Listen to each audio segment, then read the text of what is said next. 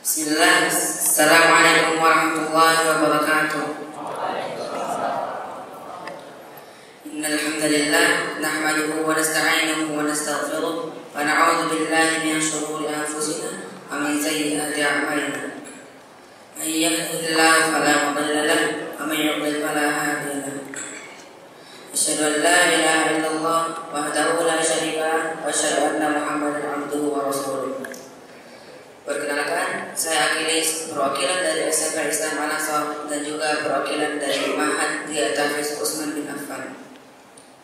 Saya insya Allah akan menjadi pembawa acara hingga akhir selesai nanti.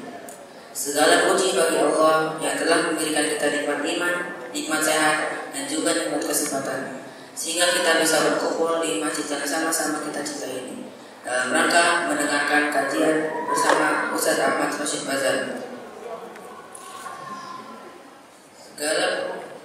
Tak lupa salawat serta salam selalu tercurah kepada Nabi Muhammad Sallallahu Alaihi Wasallam, kepada sahabatnya, keluarganya, hingga umatnya, hingga akhir kiamat nanti. Sebelum kita mulai acara selanjutnya, marilah kita bersama-sama mendengarkan qiraatul Quran dari saudara kami Al-Ghifari. Kepada saudara Al-Ghifari, waktu dan tempat kami silakan.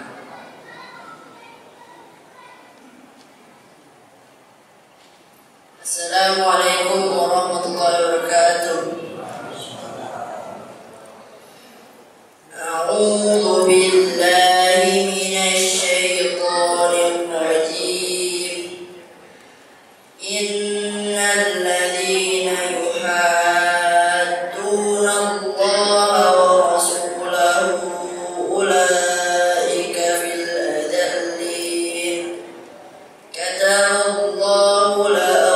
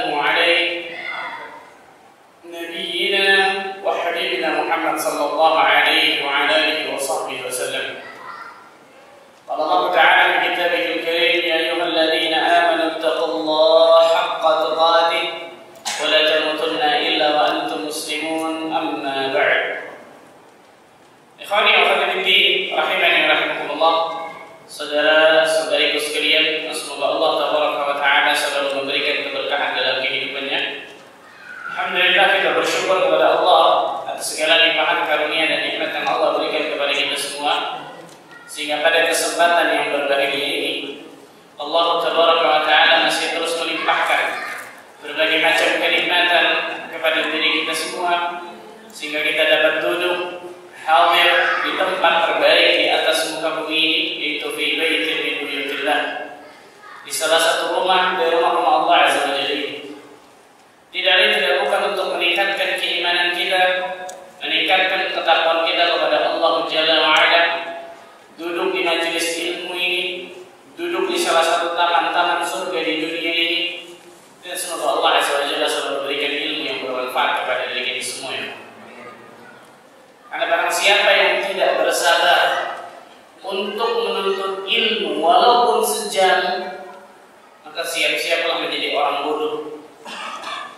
Sebagian ulama mengatakan, man lam yasbir 'ala al-'ilmi sa'ah falyasbir 'ala al-jahli sanah. Barang siapa yang tidak sabar dalam menuntut ilmu walaupun sejam, dia tidak sabar dalam menuntut ilmu walaupun duduk sejam, maka bersabarlah menjadi orang bodoh selama 1 tahun lamanya. Akan bisa begitu. Karena bisa jadi dalam 1 jam tersebut disampaikan oleh seorang yang berilmu tersebut ilmu yang tidak diulang kecuali tahun depan, atau mungkin ilmu tersebut tidak diulang lagi selamanya. Alhamdulillah. Maka kewajiban bagi setiap muslim dan muslimah untuk bersabar ketika dia menuntut ilmu agama Allah Azza wa Jalla. Nabi Shallallahu Alaihi Wasallam mendidik para sahabatnya 23 tahun lamanya. Hasilnya menjadi khairun nas, manusia terbaik yang Allah tampakkan di atas muka bumi. As-sahabat radhiyallahu anhum jami'an. 23 tahun. Itu guru terbaik. Hasilnya apa? Murid terbaik. Kalau Nabi Shallallahu Alaihi Wasallam saja yang sudah kita tidak ragukan sama sekali ilmunya, cara dakwahnya, kesabarannya, lemah lembutnya, 23 tahun, apalagi kita ya. Maka dakwah ini panjang. Seseorang menuntut ilmu agama Allah ini luar biasa panjang. Bahkan para ulama mengatakan seandainya seseorang memiliki umur 1000 tahun lamanya dan dia pakai untuk menuntut ilmu, itu tidak akan pernah bisa menjadikan dia mendapatkan seluruh luar biasa ilmu agama Allah. Karena saking luasnya ilmu agama Allah tabaraka wa ta'ala ini. Maka bersabarlah ketika seseorang menuntut ilmu agama Allah Azza wa Jalla. Ikhwatul iman rahimani wa rahimakumullah, ketika seseorang bersabar dalam menuntut ilmu agama Allah Azza wa Jalla terus-menerus, sedikit demi sedikit, setahap demi setahap, maka Allah Azza wa Jalla akan terus berikan keutamaan fadilah kepada dia dalam ilmu agama ini. Kita teruskan pembahasan kita tentang fadail, keutamaan dari orang-orang yang menuntut ilmu agama Allah Azza wa Jalla, keutamaan ilmu dan orang yang memiliki ilmu agama tersebut. Yang pertama hari ini Allah Azza wa Jalla berfirman di keutamaan yang pertama hari ini. Allah Azza wa Jalla berfirman di dalam surat At-Taubah ayat ke-122. Surat ke-9 At-Taubah ayat 122. Allah Tabaraka wa Ta'ala berfirman, "Wa ma kana al-mu'minuna liyanfiru kaffah." Tidak sepatutnya bagi orang-orang mukmin semuanya dari mereka pergi ke medan jihad. Tidak sepatutnya kata Allah. Kenapa? فَلَوْلَا نَفَرَ مِنْ كُلِّ فِرْقَةٍ مِنْهُمْ طَائِفَةٌ لِيَتَفَقَّهُوا فِي الدِّينِ. Kenapa? Mengapa tidak sebagian dari mereka menuntut ilmu agama Allah? Perhatikan, Allah katakan, mengapa sebagian dari setiap golongan mereka tidak pergi untuk memperdalam ilmu agama Allah Azza wa Jalla? Untuk apa? لِيُنْذِرُوا قَوْمَهُمْ إِذَا رَجَعُوا إِلَيْهِمْ.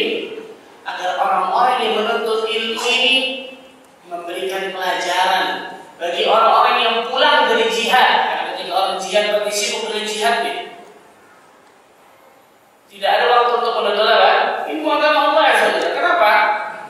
Tidak sepatutnya kata Allah untuk semua kaum ini berangkat ke medan jihad. Kenapa nggak sebagian dari mereka memperdalam ilmu agama Allah, sehingga orang-orang yang memperdalam ilmu agama Allah ini bisa mengajarkan orang-orang yang berjihad nanti ketika mereka pulang dari jihad.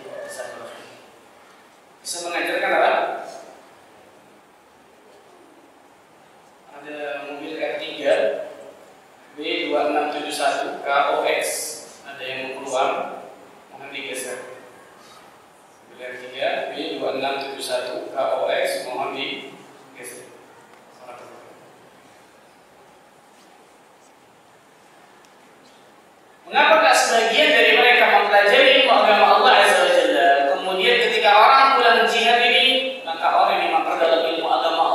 memperingatkan, memberikan pelajaran kepada orang-orang yang pulang jihad dari itu. La'allahum yahdharun, agar mereka dapat menjaga diri mereka. Allah Taala menyebutkan di dalam ayat ini, perhatikan, jihad. Jihad, bayangkan subhanallah. Dzirwatu sanamil Islam, puncak dari agama Islam ini jihad. Tapi Allah Azza wa Jalla sampai mengatakan enggak sepatutnya, tidak semestinya bagi seluruh kaum mukminin itu pergi untuk berjihad. Kenapa enggak sebagian dari mereka menuntut ilmu agama Allah? Sehingga ilmu agama ini akan mengajarkan orang-orang yang pulang dari jihad. Ini menunjukkan bagaimana ilmu agama Allah Azza wa Jalla itu setara dengan apa? Jihad di jalan Allah Azza wa Jalla. Dan benar memang.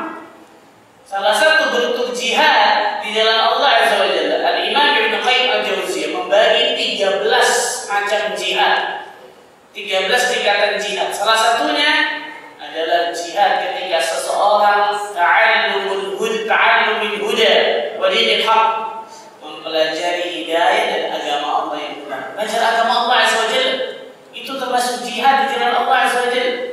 Ini ayat yang sangat jelas luar biasa menunjukkan bahwa jihad di jalan Allah Azza wa Jalla itu setara dengan apa? Mempelajari ilmu agama Allah. Sahabat Abu Darda radhiyallahu taala mengatakan, barang siapa yang mengatakan orang yang keluar pagi-pagi dari rumahnya untuk menuntut ilmu agama tidak dikatakan jihad, naqasa aqlu, akalnya kurang berarti. Akalnya kurang. Karena seseorang tidak akan pernah bisa beribadah kepada Allah dengan benar, berakidah dengan benar, mentauhidkan Allah dengan benar, kecuali dengan ilmu agama Allah Taala. Di sini pentingnya luar biasa ilmu agama Allah Azza wa Jalla. Sampai Allah Azza wa Jalla mentarafkan, menyamakan dengan apa? Jihad di jalan Allah. Karena ternyata menuntut ilmu agama Allah Azza wa Jalla termasuk jihad di jalan Allah. Jadi ketika antum di sini, antum sedang apa? Berjihad di jalan Allah Azza wa Jalla. Jadi jihad itu tidak identik dengan kita saja dengan peperangan mengangkat pedang. Betul, itu salah satu bentuk jihad, sahih. Tapi ada 13 tingkatan jihad disebutkan oleh Imam Ibnu Qayyim Al-Jauziyah, salah satunya ini. Ketika seseorang menuntut ilmu agama Allah Azza wa Jalla itu termasuk apa? Jihad di jalan Allah. Rasulullah sallallahu alaihi wasallam juga bersabda dalam sebuah hadis yang hasan, "Man kharaja fi talab al-ilm fa huwa fi sabilillah hatta yarji'."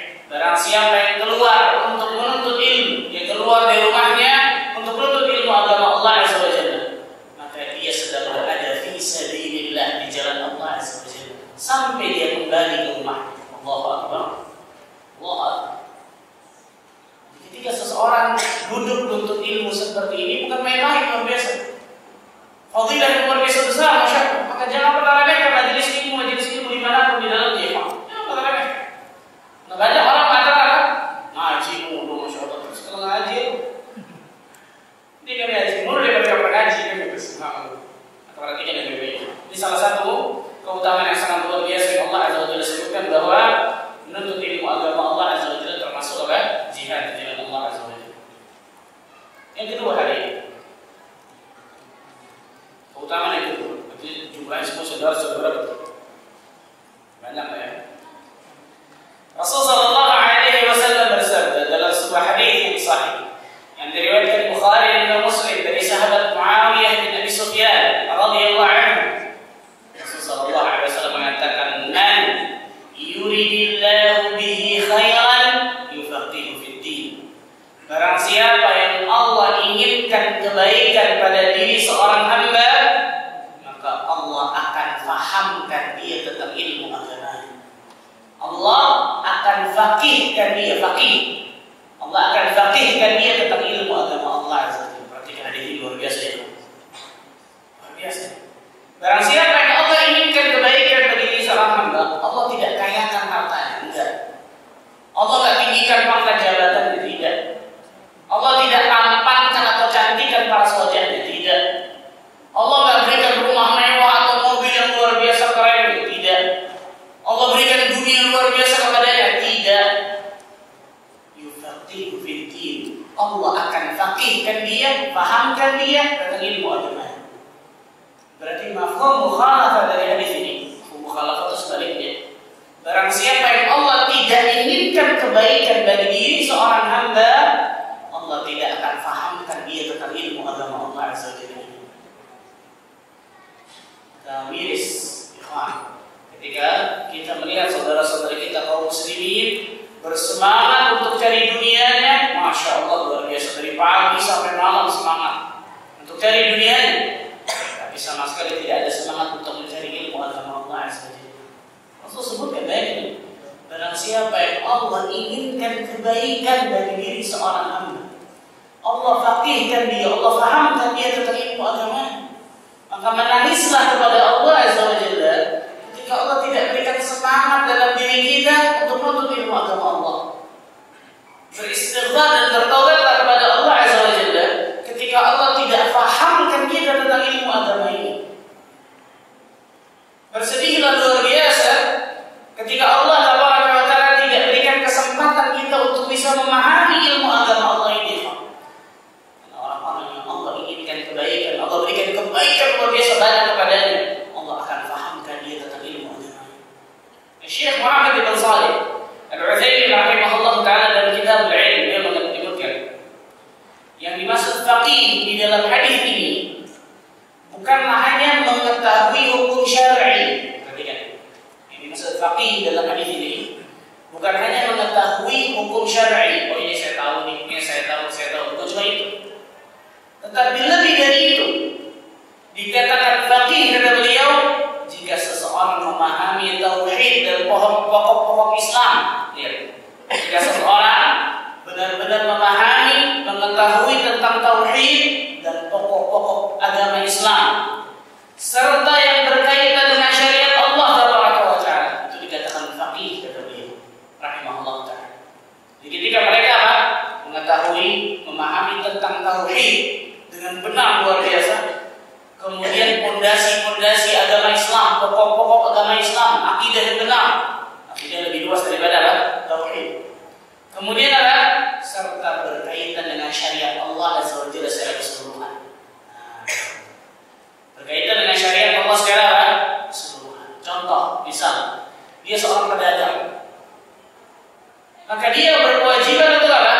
Selain berkewajiban untuk mengetahui ilmu tentang tauhid, akidah yang benar, cara beribadah kepada Allah, salah satu kewajibannya belajar tentang fikih muamalah maliyah, fikih ekonomi Islam. Umar bin Khattab radhiyallahu anhu ketika zaman beliau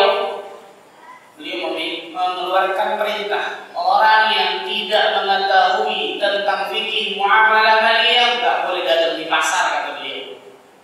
Di zaman Umar ya, kita mau dagang garam, dagang gula harus belajarlah fikih muamalah maliyah. Bayangkan. Makanya ekonomi mereka sangat sehat luar biasa. Kenapa? Umar mengatakan karena pasti orang tersebut dengan sadar ataupun tidak menyadarinya akan terjerumus dalam sesuatu yang haram kalau dia tidak tahu tentang fikih ekonomi Islam. Allahu Akbar. Allahu Akbar, luar biasa. Contohnya ini, orang yang faqih salah satu tadi memahami tentang tauhid, memahami tentang pokok Islam serta yang berkaitan dengan syariat Allah. Nah, berkaitan dengan syariat Allah, salah satu yang kewajibannya adalah berkaitan tentang ma'isyahnya. Penghidupannya di atas muka bumi ini, mencari uangnya sana, tadi saya katakan. Kalau ketika dia pedagang, wajib dia belajar fikih muamalah maliyah. Ketika dia seorang pegawai, wajib dia belajar bagaimana menjadi pegawai yang benar dalam Islam. Dia harus memiliki dua secara garis besar, al-qawi dan al-amin. Harus punya kekuatan dan harus punya amanah. Kekuatan fisik macam-macam. Kekuatan fisik, kekuatan skill, kekuatan dalam apa? Berbicara dan seterusnya. Al-qawi punya apa? Punya kapabilitas, punya skill di situ. Bukan asal-asalan, enggak. Belajar bagaimana tentang apa? Ilmu yang akan dia pelajari tersebut ketika dia seorang pekerja. Yang kedua, al-amin, amanah, jujur. Itu contoh. Kalau dia seorang guru, bagaimana menjadi seorang guru yang baik dalam Islam, yang benar dalam Islam? Yang berkaitan tentang syariat agama Allah Azza wa Jalla. Yufaqihu fid-din. Allah akan fahamkan dia tentang ilmu agamanya ketika Allah inginkan kebaikan kepadanya. Allahu Akbar. Maka bersyukurlah kepada Allah ya Allah. Ketika Allah berikan selalu kemudahan-kemudahan dalam diri kita, semangat, kesungguh-sungguhan untuk selalu menuntut ilmu agama Allah Azza wa Jalla. Bersyukur kepada Allah. Karena miliaran orang di luar sana Allah tidak berikan hidayah ini. Allah kasih hidayah tidak berikan hidayah bersemangat untuk menuntut ilmu agama Allah. Allah tidak berikan hidayah untuk bisa memahami agama Allah dengan benar. Allah tidak berikan hidayah Islam dan hidayah sunnah. Allah tidak berikan hidayah untuk bisa mengamalkan ilmu yang sudah diketahui. Allah tidak berikan hidayah untuk membantu dakwah Islamiyah ini. Allah tak kasih itu semua. Maka bersyukurlah kepada Allah dengan ribuan kali syukur, bahkan lebih dari itu, ketika Allah berikan nikmat-nikmat ini dalam kehidupan kita. Al-Imam Ibnu Jauzi rahimahullah ta'ala berkata, al-ilmu wal-amal taw'aman. Ilmu dan amal itu seperti dua anak kembar. Ummuhuma ulul himmah. Ibu dari bayi kembar tersebut adalah semangat yang membara. Kalau seseorang yang mendapatkan ilmu dan ingin beramal saleh, enggak mungkin tanpa semangat yang membara. Nanti kita kisahkan salah satu yang kita sudah kisahkan, betul? Bagaimana semangatnya para ulama ketika mereka menuntut ilmu agama Allah, luar biasa, masya Allah. Bagaimana semangatnya para ulama dalam beramal saleh, mengamalkan ilmu yang sudah mereka ketahui, luar biasa. Itu taufik dari Allah SWT. Makanya membaca kisah-kisah orang-orang saleh terdahulu itu memberikan booster yang sangat luar biasa bagi keimanan kita. Seandainya kisah-kisah salafus saleh terdahulu datang kepada kita bukan dengan sanad yang sahih, mungkin kita akan katakan itu cuma dongeng. Saking luar biasa kisah-kisah mereka. Salah satunya ini kisah semangat dan kesungguhan mereka dalam menuntut ilmu dan dalam mengamalkan, mempraktekkan ilmu sudah mereka ketahui. Istimewa, masya Allah. Imam Ahmad bin Hanbal rahimahullah taala, beliau mengatakan, an-nas muhtajuna ila al-ilm akthar min hajatihim ila al-ta'am wa syarab. Manusia membutuhkan ilmu itu lebih banyak daripada makan dan minum. Kita makan dulu sehari berapa kali? Nah, makan subuh, makan sarapan, makan duha, makan siang, makan petang, makan maghrib, makan malam, makan tahajud, makan witir. Makan semua. Manusia makan 3 kali, 2 kali, 3 kali, betul ya? Dan bisa berat, yang enteng beda lagi semua. Ternyata kata Imam Ahmad, manusia membutuhkan ilmu itu bi'adadil anfas, sebanyak hembusan nafasnya dibutuh ilmu. Sebanyak hembusan nafasnya dibutuh ilmu, ya. Betul. Seseorang tidak akan pernah contoh untuk masuk ke dalam masjid ini. Ada doa masuk masjid, butuh ilmu nggak? Butuh ilmu. Masuk masjid dengan kaki kanan, butuh ilmu nggak? Butuh ilmu. Ketika masuk masjid disunnahkan, bahkan sunnah muakkadah luar biasa untuk sholat 2 rakaat sebelum dia duduk. Butuh ilmu nggak? Butuh. Ketika sholat berjamaah atau sholat dia sendiri, butuh ilmu itu sendiri tentang fikih sholat. Sholat yang tidak sah kecuali wudunya sah, butuh ilmu lagi tentang wudu sampai kita meninggal. Boleh kamu lepas dari ilmu. Manusia membutuhkan ilmu itu lebih daripada makan dan minum katanya. Karena seorang ketika makan dan minum 2-3 kali dalam sehari, tapi ketika seorang butuh ilmu agama Allah azza wa jalla ada di anfas, banyak hembusan nafas yang dibutuh ilmu agama Allah. Itu istimewa luar biasa. Inilah yang menjadikan Imam Ahmad bin Hanbal bersemangat untuk menuntut ilmu agama luar biasa, masya Allah. Dikisahkan ya kawan, ketika ada seorang alim, seorang ahli hadis datang ke kota Baghdad, kota di Imam Ahmad bin Hanbal. Maka murid-murid Imam Ahmad bin Hanbal berlarian mengejar ahli hadis tersebut, membawa pena dan juga kertas, mau bertanya tentang hadis kepada ahli hadis tersebut. Maka murid-murid Imam Ahmad terkagetkan. Kagetkan apa? Terkagetkan guru mereka di belakang mereka. Imam Ahmad bin Hanbal lari juga dengan membawa pena dan juga kertas, mau nanya hadis kepada alim tersebut. Padahal kalau pikiran kita Imam Ahmad jelas lebih jauh tinggi luar biasa daripada ulama hadis yang datang ke Baghdad ini. Tapi bisa jadi ada ilmu atau hadis yang diketahui oleh ulama di luar kota Baghdad ini yang tidak diketahui oleh Imam Ahmad. Maka murid-muridnya kaget mengatakan, ya Imam, balagh ma balagh. Wahai Imam, kau telah mencapai derajat yang sekarang kau capai. Imam, jadi mah ustaz ini bukan imam, berarti luar biasa. Imam kaum muslimin, madzhab al-arba'ah, di antara 4 imam madzhab ini. Murid sekaligus keponakan Imam Syafi'i rahimahullah taala, Imam Ahmad bin Hanbal rahimahullah taala. Engkau telah mencapai apa yang pernah kau capai sekarang nih? Apa ini masih seperti ini kau? Masih lari-lari, pegang pena, pegang kertas untuk nanya hadis. Kalau kami jelaskan itu. Apa kata Imam? Na'am, minal mahdarah hatta al-maqbarah. Iya, dari pena ini sampai masuk lubang kubur belum selesai untuk ilmu. Allah. Itu sekelas Imam Ahmad bin Hanbal yang kata para ulama hafal 1 juta hadis beserta sanad dari kepala. Bagaimana dengan kita? Allahu Akbar. Rasa lebih luar biasa daripada orang lain, sudah mendapatkan ilmu banyak, tidak ada apa-apa sama sekali. Kalau kita baca salafus saleh terdahulu, tidak ada perasaan ujub, pomah, takabur dari kita hilang, itu semua ada apa-apa sama salafus saleh terdahulu. Salah satunya, man yuridillahu bihi khairan yufaqihu fid din. Ini yang menjadikan mereka bersemangat luar biasa untuk menjadikan mereka berilmu dan faqih, paham tentang ilmu agama ini. Karena barang siapa yang Allah inginkan kebaikan kepadanya, bukan Allah kasih dunia kepadanya, tidak. Tapi Allah fahamkan dia, faqihkan dia tentang ilmu agama. Dan ini juga membantah kebanyakan apa? Mindset, pikiran kebanyakan manusia, bahkan kaum muslimin juga ada pemikiran seperti ini. Kalau orang sudah dapatkan punya rumah, punya mobil, kerjaan atau dagangnya bagus, sudah jadi orang. Emang dulunya apa sebelum orang syaitan? Maksudnya kan sudah sukses, berhasil luar biasa ya. Nggak mikir kan di dalamnya ada ilmu agama atau enggak, beramal saleh atau enggak, saleh atau enggak, kan? Mindset kita kan banyak begitu. Oh berhasil, sukses, sukses duniawi mungkin iya, tapi ukhrawi belum tentu. Karena ukhrawi tidak akan mereka dapatkan kecuali dengan ilmu dan amal, dengan ilmu dan amal. Maka Rasulullah SAW menyebutkan dalam siapa yang Allah inginkan kebaikan kepadanya, maka Allah Azza wa Jalla akan fahamkan dia tentang ilmu agama Allah Tabaraka wa Ta'ala.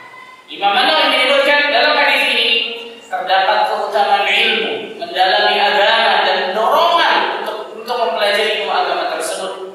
Sebabnya adalah karena ilmu akan menuntunnya kepada ketakwaan kepada Allah Azza wa Jalla. Dan kita tahu bersama orang-orang yang bertakwa yang Allah Azza wa Jalla berikan surga di dalam akhirat nanti. Ini yang ketiga. Utama yang ketiga hari ini. Jadi menuntut ilmu agama Allah Tabaraka wa Ta'ala, orang yang berilmu akan dikecualikan dari laknat Allah. Orang yang berilmu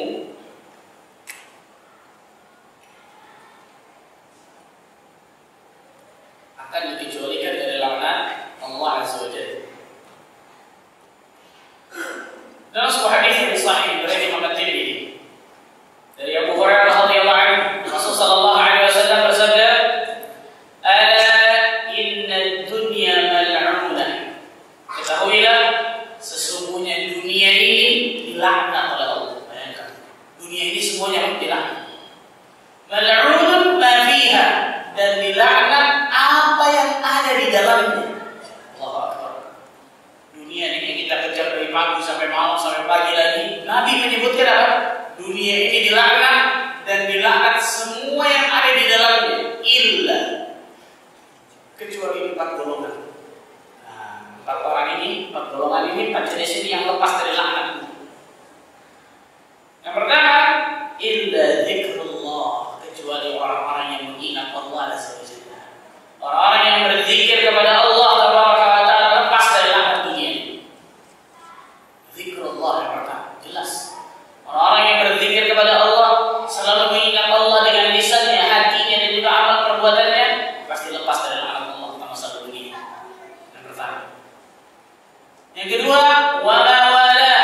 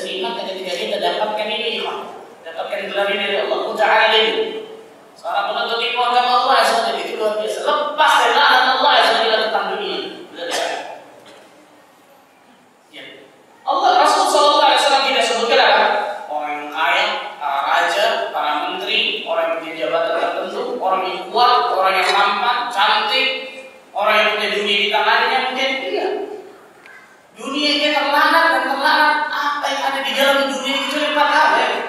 Kalau kita nggak termasuk dari 4 golongan ini, aku lebih dari kita nggak lepas dari anak Allah ini. Al-la'nah kata para ulama, at-tar an rahmatillah.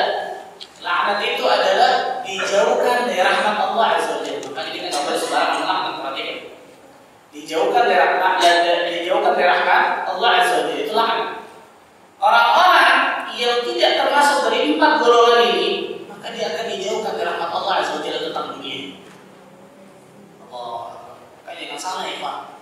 Berapa banyak orang-orang yang Allah Azza wa Jalla berikan kelebihan dunia kepadanya, tapi dia tidak termasuk golongan 4 ini, menjadi penghuni neraka. Saya ulang, berapa banyak orang-orang yang Allah berikan dunia kepadanya, Allah kasih dunia luar biasa kepadanya, tapi dia tidak termasuk dari 4 kriteria ini, maka dia menjadi penghuni neraka. Contohnya siapa? Fir'aun. Allah kasih apa? Kerajaan yang luar biasa tuh, Malikum Misr, Raja Mesir luar biasa, kekuatan yang luar biasa. Dalam mereka disebutkan Fir'aun semasa hidupnya itu tak pernah sakit. Jadi bukan cuma kerajaan luar biasa, bukan cuma kekayaan luar biasa, badannya kuat itu tak pernah sakit dalam mereka disebutkan. Tapi mati dalam keadaan apa? Kufur, ditenggelamkan oleh Allah Laut Merah. Allah berikan kelebihan, tapi dia tidak termasuk dari 4 golongan ini. Betul ya? Contoh lain, siapa? Qarun. Allah kasih apa? Harta luar biasa. Kunci gudangnya diangkat oleh orang yang kuat lagi perkasa. Itu baru kuncinya ya, belum isi gudangnya. Beda sama istri yang kita lihat, ya Allah. Alhamdulillah. Tapi betul. Ini baru kunci gudangnya, belum isi dalam gudang. Ya Allah Akbar. Mati dalam keadaan apa? Kufur. Ya tajaljal ila yaumil qiyamah, kata Nabi. Terus menggurung dan meronta sampai hari kiamat terjadi. Haman, panglima perangnya Firaun, Haman. Allah berikan jabatan luar biasa kepada dia masa dunia. Mati dalam keadaan kufur. Abu Jahal, kurang apa luar biasa? Kepintaran dia, kecerdasan dia, kaya raya dia, nasab mulia luar biasa, tampang dia, apa yang mau diinginkan dan raja Mekah luar biasa. Abu Jahal, Abu Hakam, Amr bin Hisham, mati dalam keadaan kufur ketika di perang Badar. Betul? Orang-orang yang Allah berikan kelebihan dunia tapi tidak ada kriteria 4 ini, maka biasanya orang-orang tersebut termasuk orang yang merugi dunia akhirat. Dia tidak. Orang yang selalu ingat Allah, melakukan ketaatan kepada Allah, amal saleh, atau dia seorang alim, ulama, atau dia seorang penuntut ilmu agama. Syahid bahasa kita yang terakhir, muta'allim, penuntut ilmu agama Allah, lepas dari laknat Allah Azza wa Jalla tentang dunia. Siapa yang tidak mau itu? Siapa yang tidak mau semua? Dan itu kenikmatan tersendiri yang luar biasa besarnya bagi orang-orang yang menuntut ilmu agama Allah Tabaraka wa Ta'ala. Yang ketiga hari ini. Ketiga apa? Yang keempat. Penonton. Dalam hadis yang sahih dari Bukhari Muslim, dari sahabat Abdullah bin Mas'ud radhiyallahu ta'ala anhu, Rasul sallallahu alaihi wasallam bersabda, "La hasada illa fi itsnatain." Tidak ada hasad kecuali pada 2 orang. Hasad di dalam hadis ini kata para ulama, maksudnya ghibthah. Saya mau tanya, angkat tangannya itu. Apa bedanya hasad sama ghibthah? Apa bedanya hasad sama ghibthah? Rasul menyebutkan dalam hadis ini, la hasada illa fi itsnatain. Tidak ada hasad kecuali pada 2 orang ini. Hasad di dalam hadis ini kata para ulama maksudnya adalah ghibthah. Karena kalau hasad terlarang secara mutlak, keseluruhan hasad nggak boleh. Tapi yang dimaksud dari hadis ini adalah ghibthah. 2 orang inilah yang kita dianjurkan bahkan diperintahkan untuk ghibthah kepada mereka. Apa bedanya hasad sama ghibthah? Angkat tangan. Ini bukan ranahnya tawadhu. Ditanya, tawadhu Ustaz, saya nggak mau jawab Ustaz. Nah, apa bedanya hasad sama ghibthah? Paham? Apa ghibthah? Ibu apa bu? Tahu? Nggak ada mikir. Kata ini buat saya dong. Allah ya. Kalau hasad, orang yang diri akan sesuatu yang dimiliki orang lain dan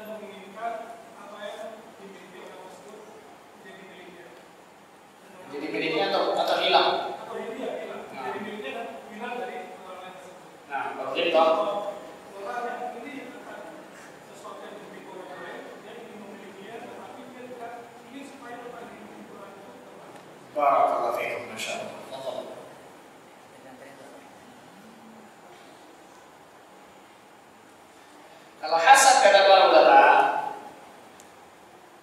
menginginkan hilangnya nikmat pada orang yang Allah berikan nikmat. Itu gampang. Menginginkan hilangnya nikmat pada orang yang Allah kasih apa? Nikmat. Itu hasad. Sebagian ulama mengatakan al-bughdhu wal karahah lima yarahu min husni halil mahsud. Benci, tidak suka ketika melihat orang lain mendapatkan kenikmatan dari Allah. Itu hasad dulu. Ini hasad. Dia benci, dia tidak suka ketika orang lain mendapatkan nikmat, atau dia menginginkan kenikmatan pada orang itu hilang. Mau berpindah kepadanya atau tidak berpindah kepadanya tidak ada urusan. Pokoknya hilang. Itu apa? Hasad. Haram hukumnya. Dan ini bertingkat-tingkat. Dan ini apa? Bertingkat-tingkat.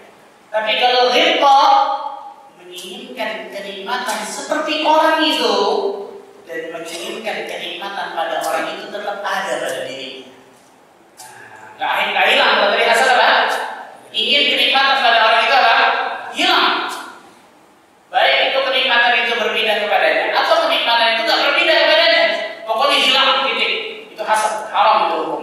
Tapi kalau kita menginginkan kenikmatan seperti orang itu dan menginginkan kenikmatan pada orang itu tetap ada pada diri, maka kita doakan semoga Allah tambahkan kepadanya. Ini dua boleh. Yang kedua namanya apa? Ghibtah. Nah, hadis ini berbicara la hasada illa fitnatain. Tidak ada hasad kecuali pada dua orang. Hasad di sini maksudnya apa? Ghibtah. Maksudnya dua orang inilah yang kita dianjurkan bahkan diperintahkan untuk ghibtah kepada dua orang ini. Tapi saya mau tanya dulu.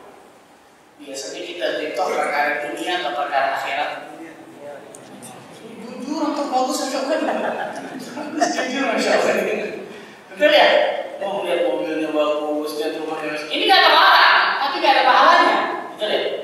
Kita menginginkan dapat mobil itu, kita menginginkan ingin rumah itu, tapi nikmat pada orang itu tak hilang. Oh, ada juga tidak terlarang, mubah. Tapi nggak ada pahalanya. Dua orang inilah kita diperintahkan, bukan cuma dibolehkan, diperintahkan. Siapa itu? Yang pertama, rajulun ataahu malan fasullitha ala hadafihi fil haqq. Seseorang yang Allah berikan harta, koma, perhatikan, jangan dititik sampai sini. Seseorang Allah kasih harta, koma, apa itu? Dia menggunakan hartanya di jalan Allah Azza wa Jalla. Oh, itu istimewa juga. Dia gunakan hartanya, contohnya Abu Bakar As-Siddiq. Datang ketika perang Tabuk menginfakkan seluruh harta. Contohnya Umar bin Khattab datang dengan ketika perang Tabuk dengan setengah harta. Contohnya seperti Utsman bin Affan datang kepada Nabi SAW dengan 10.000 dinar dan 300 unta lengkap dengan perangan semua. Contohnya seperti Abdurrahman bin Auf datang dengan 4.000 dirham. Jadi jangan cuma punya harta titik, enggak. Zikirnya pada siapa? Orang yang Allah berikan harta, dia gunakan hartanya untuk apa? Jalan Allah. Kita diperintahkan, bukan cuma dibolehkan. Kita lihat orang misal di kaya raya digunakan harta kekayaan untuk apa? Beribadah kepada Allah. Umrah setiap tahun luar biasa, haji mungkin setiap tahun, bangun masjid, bantu dakwah, santuni fakir miskin, jalan-jalan anak yatim. Oh, itu istimewa. Kita dianjurkan bahkan diperintahkan untuk ghibtah kepada orang ini. Yang kedua siapa? Nah, syahid dasar kita masalah ilmu. Rajulun ataahu Allahul hikmah fa huwa yaqdi biha wa yu'allimuha. Seseorang yang Allah berikan hikmah, apa itu? Ilmu. Agama Allah jelas subhanallah. Kemudian dia amalkan ilmu tersebut, dia praktekkan ilmu itu dan dia ajarkan kepada manusia. Allahu akbar. Ulama betul ya? Orang yang berilmu, ahlul ilm. Kita bukan cuma dibolehkan, dianjurkan bahkan diperintahkan ghibtah kepada ulama. Siapa yang enggak ghibtah? Sampai sekarang kita baca ya, tadi kita baca tadi. An Abi Hurairah radhiyallahu anhu. Dari Abu Hurairah semoga Allah meridainya. Abu Hurairah sudah meninggal masuk alam barzakh, tapi pahalanya masih terus ada mengalir sampai hari kiamat itu. Tadi kita baca an Abdullah bin Mas'ud, dari Abdullah bin Mas'ud. Abdullah bin Mas'ud sudah meninggal, tapi pahalanya masih terus ada mengalir dengan ilmu yang dia ajarkan kepada manusia. Siapa yang enggak mau? Lihat, dua orang ini kita diperintahkan untuk ghibtah kepada dua orang ini. Syahid bahasa kita yang kedua. Orang yang punya ilmu agama, dia amalkan ilmu agama itu untuk dirinya, dia praktekkan, kemudian diajarkan manusia. Dua orang ini masuk kepada hadis Nabi SAW khairun nas anfa'uhum linnas. Sebaik-baik manusia yang paling memberikan manfaat bagi manusia yang lain. Saya bahasa kita dibuat. Kita diperintahkan untuk ridho, pahala kebaikan. Karena hadis Nabi sebutkan dengan niat yang saleh hati dan dengan niat yang baik. Ya Allah, kalau anak punya seperti si fulan nih, punya harta seperti si fulan, punya ilmu seperti si fulan, anak akan lakukan apa yang seperti si fulan lakukan. Kita akan dapatkan pahala yang sama seperti yang si fulan itu dengan niat saleh hati, dengan niat baik. Ini penting ilmu ya. Ini penting apa? Ilmu. Dan dalam kitab ini kita sebutkan bersama. Ini mungkin yang saya bisa sampaikan, insyaallah karena setelah salat isya kita lanjutkan sedikit, kemudian kita buka sesi tanya sedikit. Barakallahu fikum. Wassalamualaikum warahmatullahi wabarakatuh. Assalamualaikum warahmatullahi wabarakatuh.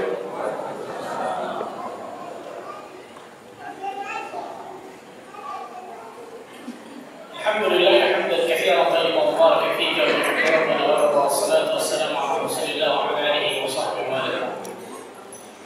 Ikhwatul iman rahimakumullah, kita lanjutkan di antara dalil-dalil yang menunjukkan tentang keutamaan menuntut ilmu agama Allah tabaraka wa taala. Ayat yang sering kita baca dalam doa kita. Tapi ternyata tidak semua orang memahami makna doa tersebut. Allah Azza wa Jalla berfirman di dalam surat Al-Baqarah surat kedua ayat 201. Surat Al-Baqarah surat kedua ayat 201. Doa apa ini? Ada yang tahu? Al-Baqarah 201. Nah, doa apa? Doa satu jagat. Orang Indonesia terkenal dengan doa satu jagat. Allah tabaraka wa taala mengatakan di dalam surat Al-Baqarah tersebut ayat 201, wa minhum man yaqulu rabbana atina fid dunya hasanah wa fil akhirati hasanah wa qina adzabannar. Dan di antara mereka ada orang-orang yang berdoa kepada Allah. Apa doa mereka? Rabbana atina fid dunya hasanah. Ya Allah, berikanlah kepada dunia kami hasanah, kebaikan. Dan berikanlah kepada akhirat kami hasanah, kebaikan. Dan lindungi kami dari azab api neraka. Perhatikan baik-baik. Dan saya katakan tadi banyak orang berdoa kepada Allah Azza wa Jalla dengan doa ini, tapi tidak semua orang memahami makna doa ini. Para ulama menyebutkan di dunia hasanah ini banyak. Ya Allah, berikanlah kepada dunia kami hasanah, kebaikan. Itu banyak, dari masalah dunianya atau masalah akhirat. Ibnu Wahab rahimahullah taala mengatakan, aku mendengar Sufyan Ats-Tsauri rahimahullah taala berkata, kebaikan di dunia, perhatikan ini, kebaikan di dunia adalah rizki yang baik. Rizki, perhatikan, rizki yang halal, yang berkah, yang baik. Dan ilmu, perhatikan, salah satu makna tafsiran dari fid dunya hasanah apa? Ilmu. Sedangkan akhirat atau kebaikan di akhirat maksudnya adalah al-jannah, surga Allah Azza wa Jalla. Berarti salah satu tafsiran yang disebutkan oleh para ulama tentang fid dunya hasanah, ya Allah berikanlah kepada dunia kami hasanah, selain rezeki yang baik, rezeki jelas banyak, masya Allah, itu lima harta, kesehatan pun rezeki, pasangan hidup yang soleh dan soleh rezeki, anak yang soleh dan soleh rezeki, kan gitu. Salah satunya harta, betul. Rumah, kendaraan, harta yang berkah, itu rezeki, betul. Rezeki yang baik. Yang kedua kan, ilmu, disebutkan dimasukkan Ats-Tsauri. Ini juga ditafsirkan oleh Imam Hasan Al-Basri rahimahullah taala. Imam Hasan Al-Basri mengatakan, maksud dari fil akhirati hasanah, di akhirat itu kebaikan hasanah, jelas surga. Dan maksud dari fid dunya hasanah, di dunia kebaikan, maksudnya adalah al-ilmu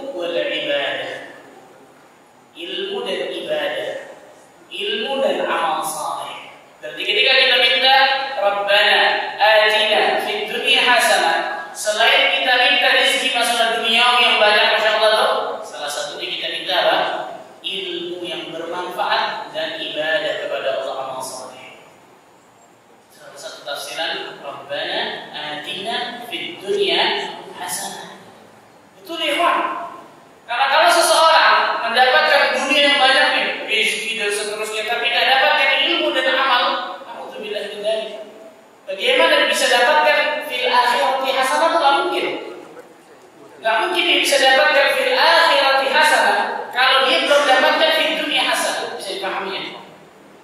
Bagaimana bisa dapatkan surga Allah Azza wa Jalla dengan segala kenikmatan yang luar biasa kalau fil dunia hasanah belum dia dapatkan? Salah satu makna fil dunia hasanah ilmu wal amal, ilmu wal ibadah.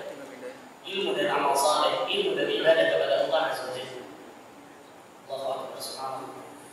Nah, ini disebutkan oleh para ulama tersebut. Bahkan disebutkan satu riwayat diriwayatkan Aisyah radhiyallahu anha ketika mendengar seorang tabi'in menafsirkan di dunia hasanah tersebut dengan ilmu dan amal, maka beliau mengatakan sebaik-baik tafsiran ayat itu adalah disebutkan oleh penafsir. Allahu Akbar. Dikata-kata Rabbana atina fid dunya hasanah, ternyata banyak orang yang meniatkan doa fid dunya hasanah cuma masalah dunia doang. Betul ya? Betul? Jujur aja betul.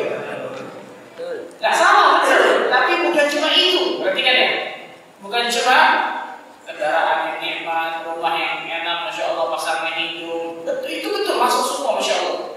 Tapi salah satu makna fid dunya hasanah ada ilmu wal amal, ada ilmu wal ibadah. Itu keistimewaan yang luar biasa ya. Keistimewaan yang luar biasa. Dan dari ayat ini pula kita mempelajari bahwa tujuan utama, ambisi terbesar seorang muslim dan muslimah ketika dia hidup di atas muka bumi ini bukan dunianya tapi akhirat. Karena Allah menyebutkan di situ akhirat 2 dan dunia 1. Bahkan yang dunia 1 ini ada akhirat. Betul ya? Akhirat itu disebutkan apa?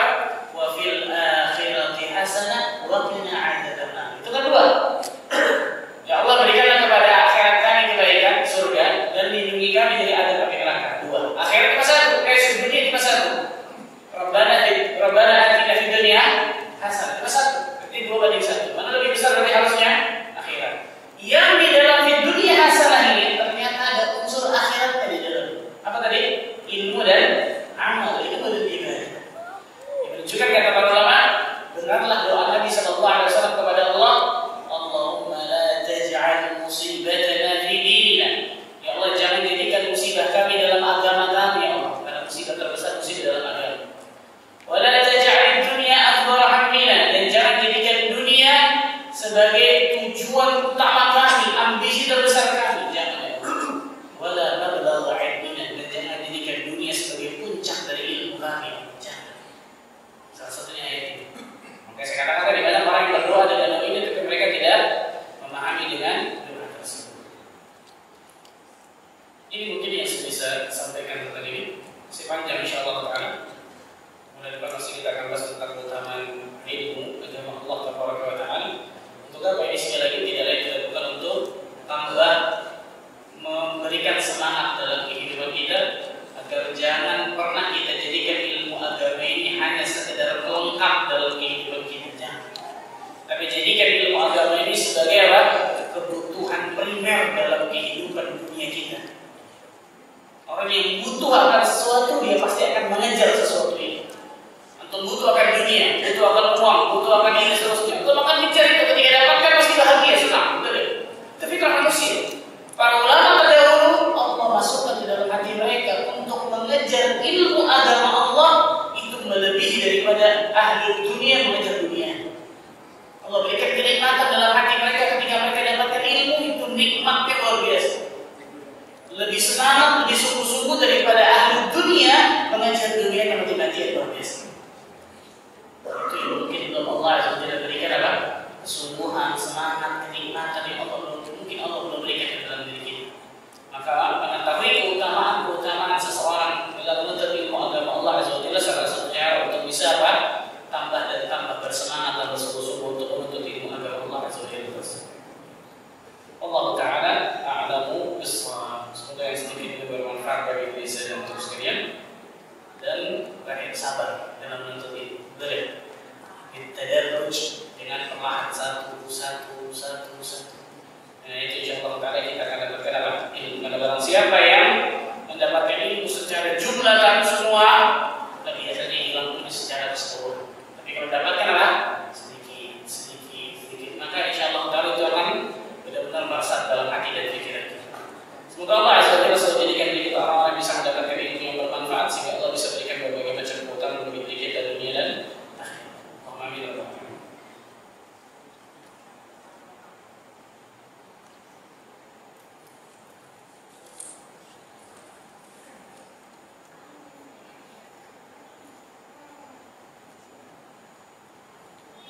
Assalamualaikum warahmatullahi wabarakatuh. Bagaimana melindungi diri dari sombong dan merendahkan orang lain ketika sudah mulai sering ikut kajian dan ngaji? Jawabannya yang pertama, menuntut ilmu terus-menerus. Kenapa? Karena ketika seseorang baru mulai menuntut ilmu, itu baru fase pertama. Fase apa? Ini sombong, akan merasa lebih daripada apa? Orang lain. Kalau dia berhenti sampai sini, musibah. Dia berhenti sampai sini apa? Musibah.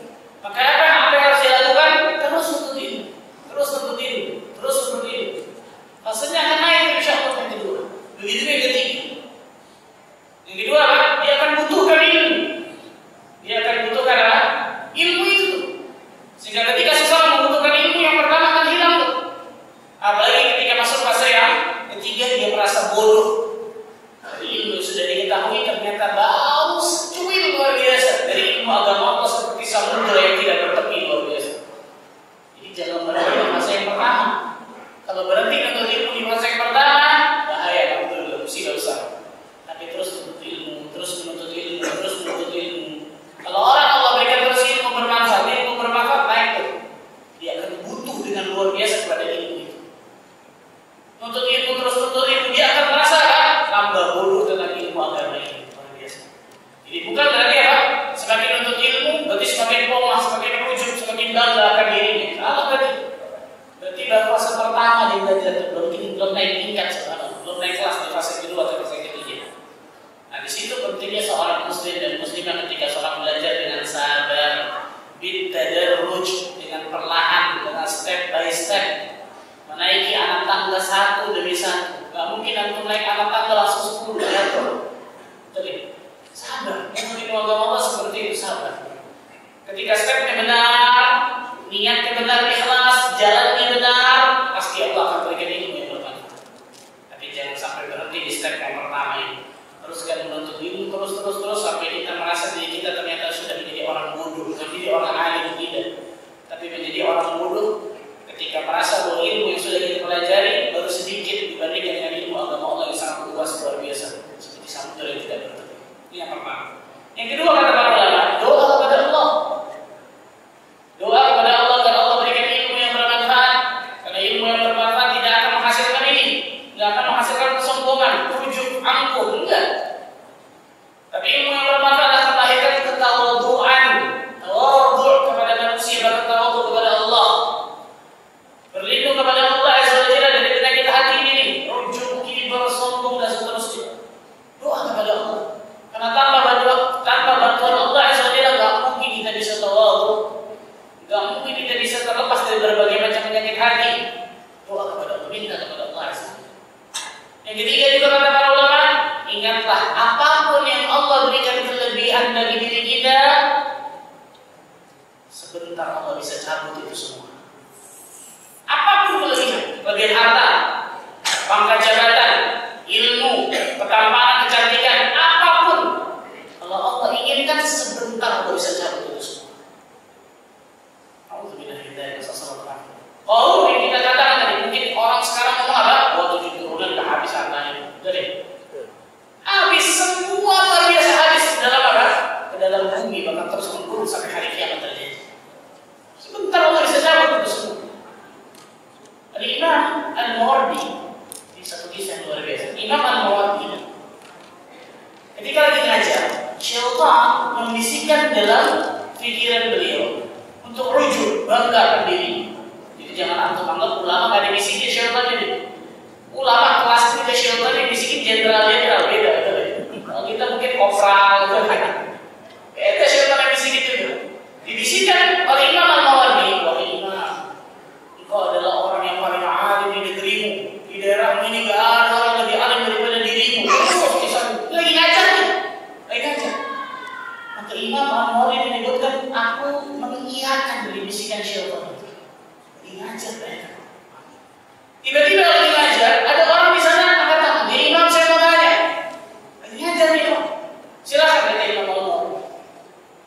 Maka orang itu bertanya, Imam, saya punya kasus seperti ini. Apa jawabannya?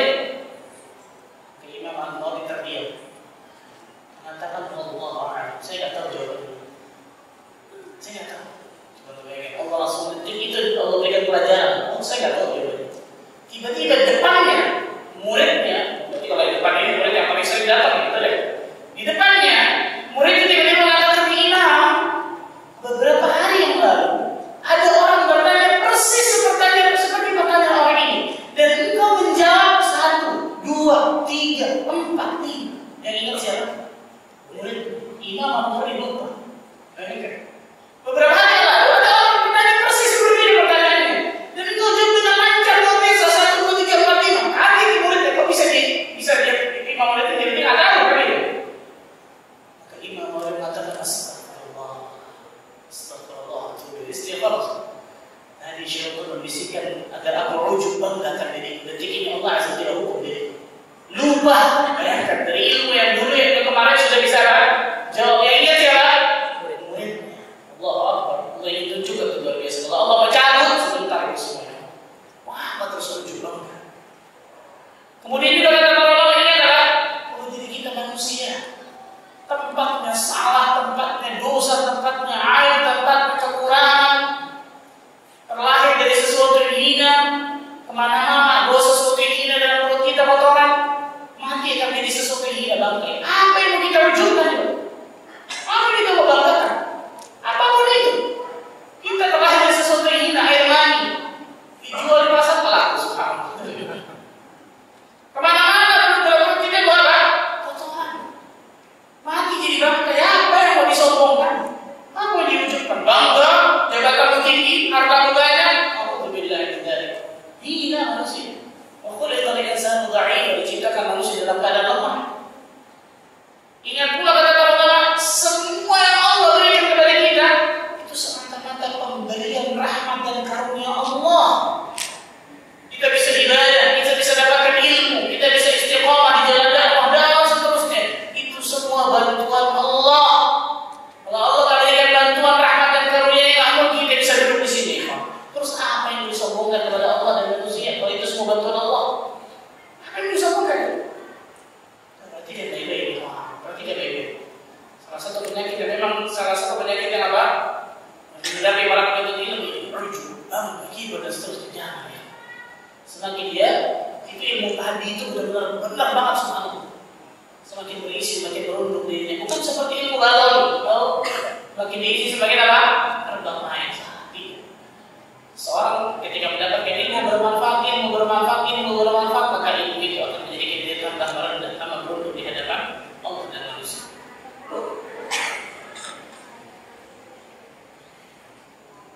Assalamualaikum. Waalaikumsalam. Amalan yang tidak akan putus adalah ilmu yang bermanfaat. Mohon dijelaskan maknanya.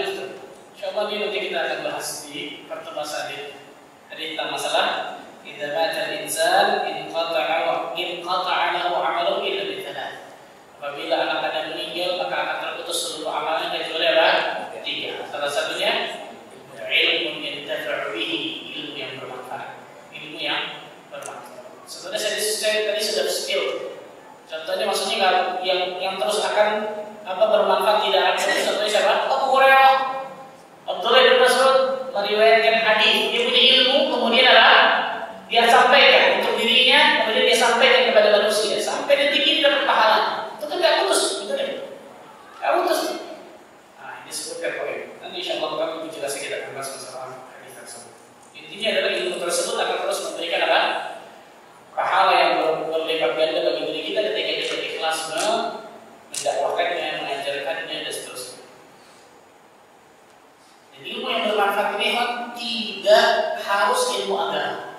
Ilmu agama jelas paling tinggi, the best. Tapi ilmu dunia juga bisa masuk di dalam. Contoh ibu-ibu punya resep masakan atau minuman yang memang enak, masya Allah. Tiba-tiba ke satu restoran, wah makanannya kurang. Tiba-tiba dia kenal sama yang punya. Ini ada punya resep, itu bisa pakai. Laku ternyata makanannya. Selama dia orang tersebut pakai resep dari ibu tersebut, dia akan dapatkan apa? Jadi namanya biasa masya Allah. Begitu kan? Para guru, para dosen, itu harusnya jadi cita-cita yang banyak dari kaum muslimin ini. Sekarang ketika ditanya cita-cita kaum muslimin, jangan yang cita-cita menjadi guru. Kenapa? Aduh dunianya seret Ustaz. Betul ya? Real itu ya terjadi. Real. Itu salah besar itu harusnya. Salah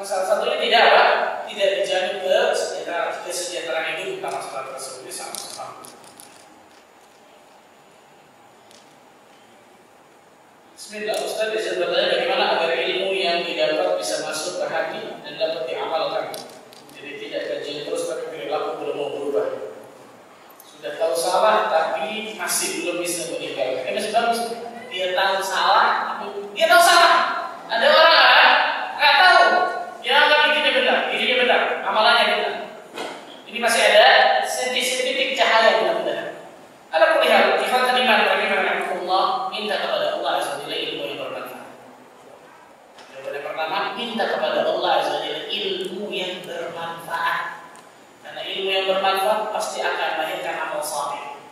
Ilmu yang bermanfaat pasti akan melahirkan khasyatullah, rasa takut kepada Allah. Ilmu yang bermanfaat pasti akan melahirkan akhlak yang mulia.